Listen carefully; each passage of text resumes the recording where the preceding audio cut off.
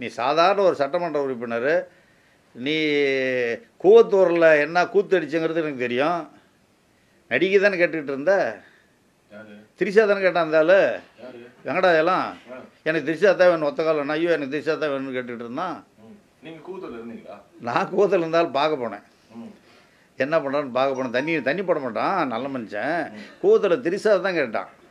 அப்புறம் அந்த கருணாஸுக்கு தெரியும், நடிகர் கருணாஸ் தான் அதில் ஏற்பாடு பண்ணார். பாவம், நான் 2 மூணு திரிஷா எல்லா நடிகையும் இருந்தாலும் தான் ஏற்பாடு பண்ணேன். யார் வேணும்னு கேட்டவங்களுக்கு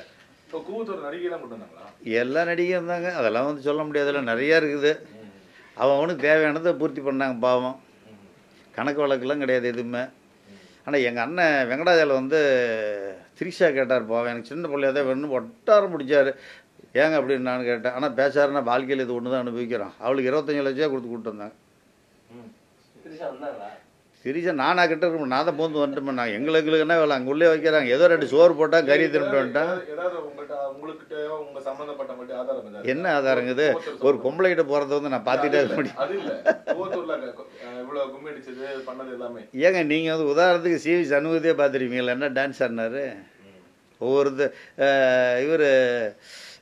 இவர் நம்ம கூட்டுறவுத்துறை மந்திரி செல்லூர் ராஜ் என்ன பண்ணார், கூட்டுறவுத்துறை மந்திரி செல்லூர் ராஜ் என்ன பண்ணார், ஒவ்வொரு எம்எல்ஏஸ் என்ன பண்ணாங்கன்னு பார்த்துருப்பீங்கள, என்ன ஆட்டம் ஆடினாங்கிறத.